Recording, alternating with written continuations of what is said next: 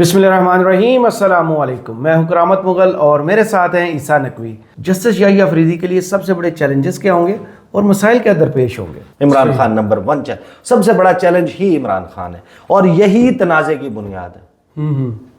PDI की relief नहीं मिला, नहीं वो हुआ, ना इंटरनेशनली मामला ठीक होगा, ना लोकली ठीक होगा। नून लीग के वो हीरो बन जाएंगे, पीटीआई के लिए वो विलन बन जाएंगे और अगले कुछ दिनों में फिर ये सिलसिला इसके ऊपर शुरू हो जाएगा। That's number 1। नंबर 2, 9 मई। Now you have to close this chapter and move on. सजा दें, जिन लोगों की सजा बनती है उनको सजा दें। जो इसमें बेगुनाह है उसको छोड़ दिया जाए। जो बेगुनाह है उसको छेड़ा ना जाए, जो गुनाहगार है उसको छोड़ा ना जाए।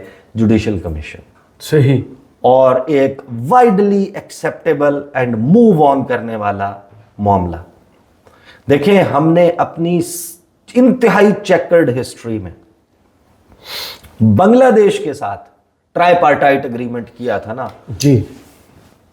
ट्राइपार्टाइट एग्रीमेंट किया था जिसकी 3 पार्टीज थी, इंडिया, पाकिस्तान और बांग्लादेश। और ये डिसाइड किया था कि अब माजी को पसे पुश्त डालकर अब आपने यहां से आगे चलना है।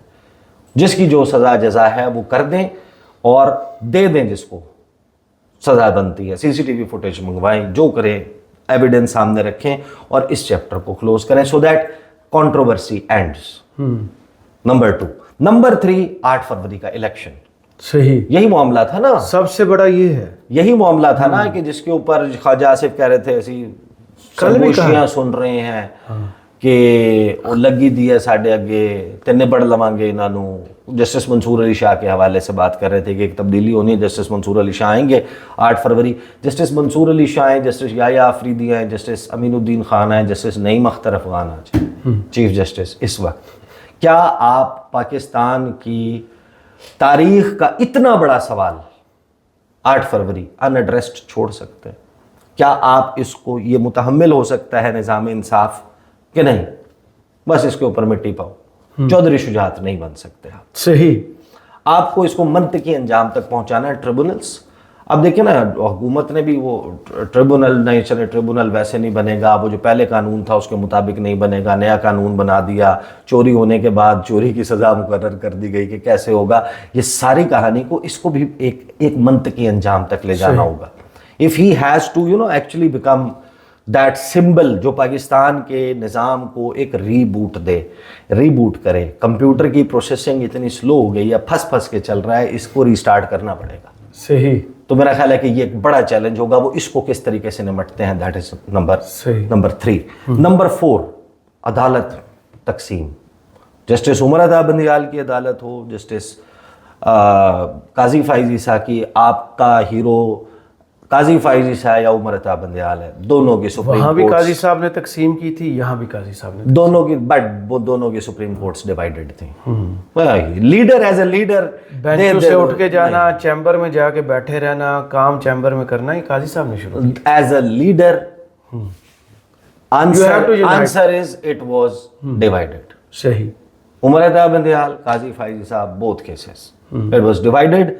धड़े, यहां लगेगा केस तो ये फैसला आएगा, वहां लगेगा केस तो ये फैसला आएगा। काजी साहब ने बिल्कुल जो बात की है वो एब्सर्ड है, उसके कोई सर पैर नहीं है, उसकी स्टैंडिंग नहीं है। जब आप ये नया अदालती साल शुरू होने पर कहते हैं कि मेरे दौर में ये कोई नहीं बता सकता, बेंच बनता देख के, मेरे जैसा बंदा जो सुप्रीम कोर्ट का रेगुलर रिपोर्टर नहीं है, मैं बेंच देख के मैं बता सकता हूँ। राजा साहब ने यही तो जवाब दिया था। किस उससे पहले हम बेंच देख के कहते थे, अब तो हम फैसला भी बता देते हैं क्या आएगा। इतना ईजी हो गया। अच्छा, उसके बाद जो बहुत बड़ा इम्तिहान होगा जस्टिस याहिया अफरीदी के लिए वो है 12 जुलाई। कम व्हाट मे, 12 जुलाई के अदालती फैसला मखसूस नशिस्तों का, जिसमें एक जज जस्टिस याहिया अफरीदी का डिफरेंट फैसला है, 2 जस्टिस अमीनुद्दीन खान का और जस्टिस नईम अख्तर अफगान का डिफरेंट है, 2 जजेस जस्टिस काजी फाइज और जमाल बंदोखेल का डिफरेंट है। मेजॉरिटी इज 8 जजेस, that is the full court. वो किसने फैसला दिया, वो अपना जस्टिस मंसूर अली शाह और उनका वो था, रिव्यू फिक्स करें, जो मर्जी करें, जो लोग जा रहे हैं रिटायर हो रहे हैं उनकी जगह नए लोग जो हैं वो रिप्लेस कर देंगे। रिव्यू हो जाए, रिव्यू होने से पहले इम्प्लीमेंटेशन, सुप्रीम कोर्ट के फैसले की इम्प्लीमेंटेशन नहीं होती किसी भी फैसले की, तो फिर सुप्रीम कोर्ट की वो स्टैंडिंग, निज़ाम इंसाफ की वो स्टैंडिंग, ताला सीधा सा दैट गोज डाउन। ताला लग गया ना सुप्रीम कोर्ट। आपको इस बात से मुबर्रा होकर के वो उसमें मेरा व्यू पॉइंट क्या था, जो मेजॉरिटी जजमेंट है आपको वो इंप्लीमेंट करवाना, वो रिवर्स हो जाए, वो उसमें रिव्यू में एक्सेप्ट हो जाए रिव्यू। ये बात, इस बात से कतई नजर, बट ये अनएड्रेस्ड नहीं छोड़ा जा सकता। 12 जुलाई के फैसले को भी आपने मंतकी अंजाम पे पहुंचाना, ये मैं मेन बातें कर रहा हूं। फिर आपने अदलिया की इज्जत और वकार, देखें अनफॉर्चुनेट है, सियासी जमातें, सहाफ़ी, आम आदमी, सब के सब अदलिया के मुतल्लिक बड़ा सख्त ओपिनियन रखते हैं, अदलिया के जजेस के मुतल्लिक। यानी ये तासुर होना किसी मुल्क में जहर कातिल है कि जब आप कहें कि जज भी बिका हुआ है, वकील भी बिका हुआ है, इंसाफ भी बिका हुआ है, फलां भी बिका हुआ है, दैट्स नॉट हाउ, इसलिए तो 138वां नंबर आता है। तो अब ये जिम्मेदारी जिस तरह काजी फाइज ईसा की थी, जो वो नहीं निभा सके, उमर अता बंदियाल की थी जो वो नहीं निभा सके, उससे पहले वाले चीफ जस्टिस साहिबान की थी जो नहीं निभा सके, तो ये जस्टिस याह्या अफरीदी की भी है। आज से 3 साल के बाद अगरचे लोग पहले जज करना शुरू हो जाएंगे, जिम्मेदारी तो साहब की होगी, जिम्मेदारी तो चेयर की होगी। सही, उनको ये काम करना है कि पाकिस्तान में अदालती निज़ाम का, इंसाफ के निज़ाम की इज्जत और वक़ार आपके कंडक्ट में है, आपके हाथ में। एंड फाइनली, और सबसे इंपॉर्टेंट मामला, ये जो आईनी तरमीम हुई हैं जिसके तहत वो चीफ जस्टिस बने हैं, ये जो आईनी तरमीम, ये सबसे बड़ा टेस्ट केस है।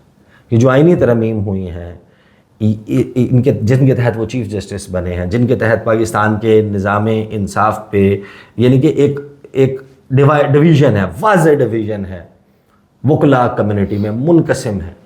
कुछ ऐसे भी हैं जो प्रेज कर रहे हैं, कुछ ऐसे भी हैं जो इसको डिसलाइक कर रहे हैं। बट इस आईनी तरमीम को आपको सुप्रीम कोर्ट में आंखें बंद नहीं कर सकते, आपको टेकअप करना है। सही, इस प्रोसेस को आपने गो थ्रू करना है। आप इसको प्रूव करें, आप इसको डिसअप्रूव करें, बट आप इसको भी कांटों की सेज है, आप सीधा इसको सुप्रीम कोर्ट उनके लिए कांटों की सेज है। ये कुछ भी आसान ये बिल्कुल ये कोई ये वो नहीं है मामला।